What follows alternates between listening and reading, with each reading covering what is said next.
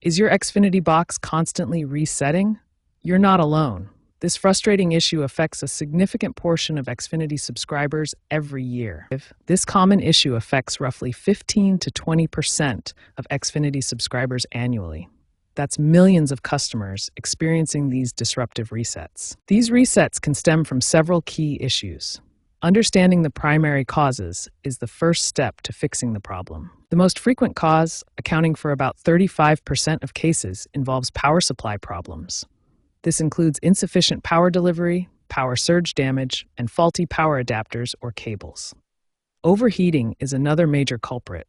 Poor ventilation around the device, dust accumulation blocking air vents, and extended usage without proper cooling can all cause your box to reset. Weak cable signals from damaged cables or splitter issues can also trigger resets.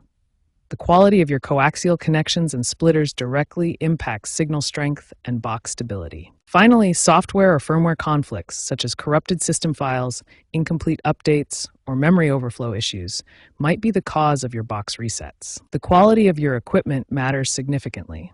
For example, using high-quality splitters versus low-quality ones can make a substantial difference in signal integrity and box stability. Understanding these primary causes, power issues, overheating, signal problems, and software conflicts, is your first step toward resolving Xfinity Box reset issues. In the next section, we'll explore specific troubleshooting steps to address each of these problems. Now let's systematically troubleshoot your Xfinity Box using the proven 3P method.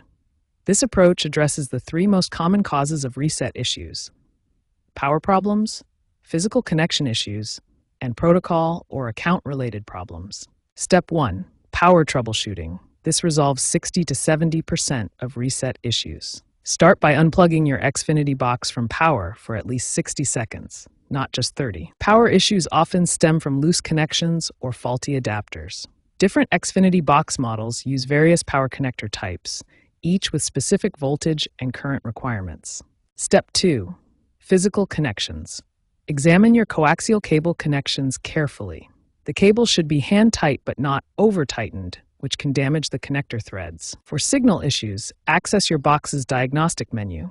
The method varies by model, but you're looking for signal levels between -7 and +7 dBmV. Values outside this range indicate signal problems. Step 3.